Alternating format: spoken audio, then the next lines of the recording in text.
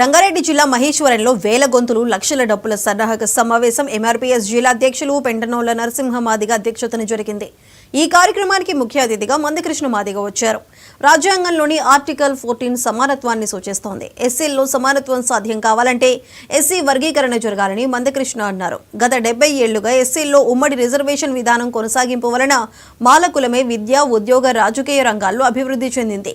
SC reservation ఫలాలు అందక 58 SC కులాలు తీవ్రంగా నష్టపోయాయని మందకృష్ణ వాపోయారు.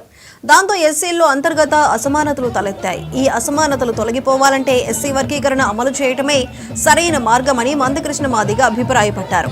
ఈ కార్యక్రమంలో హనుమగళ్ల చంద్రయ్య మాదిగ, మాజీ ఎంపీటీసీ కోళ్ల పడకల్, ఒత్తుల రఘుపతి మాదిగ, వార్త విలేకరి సీనియర్ నాయకులు ఆనందం తదితరులు పాల్గొన్నారు.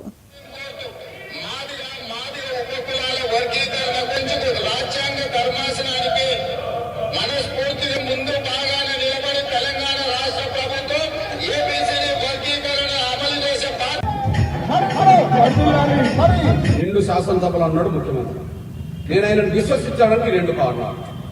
మొదటి కారణం, ఆయన ముఖ్యమంత్రి కాకముందు మన వర్గీకరణ ఉద్యమంలో ఎన్నోసార్లు పాల్గొన్న వ్యక్తి. ఢిల్లీకి రమ్మంటే ఉద్యమాలకు ఢిల్లీకి వచ్చాడు. బహిరంగ సభలకు రమ్మంటే హైదరాబాద్ బహిరంగ సభకు వచ్చాడు. ఢిల్లీలో విద్యార్థుల సభకు వచ్చాడు. జంతర్ మంతర్ ధర్నాకు వచ్చాడు. అరే, మన కోసం వర్గీకరణ కోసం మద్దతుదారుడు కదా, ఆయన ముఖ్యమంత్రి అయినాక మన చేస్తాడు అనుకున్నా. 2, మన పట్ల కొంత కృతజ్ఞత కలిగి ఉంటాడు అనుకున్నా.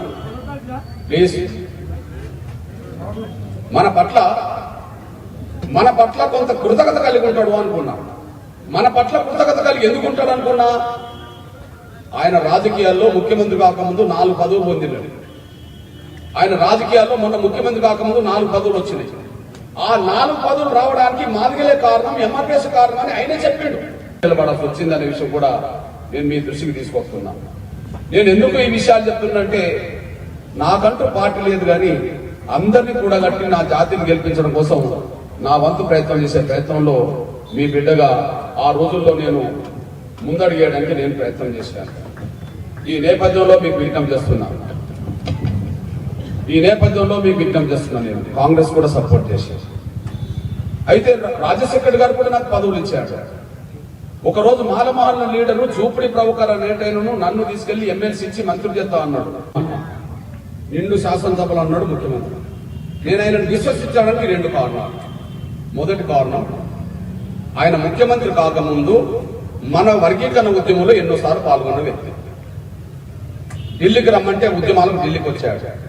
బహిరంగ సభలకు రమ్మంటే హైదరాబాద్ బహిరంగ సభకు వచ్చాడు. ఢిల్లీలో విద్యార్థుల సభకు వచ్చాడు. జంతర్ మంతర్ ధర్నాకు వచ్చాడు. అరే, మన కోసం వర్గీకరణ కోసం మద్దతుదారుడు కదా, ఆయన ముఖ్యమంత్రి అయినాక మన చేస్తాడు అనుకున్నా.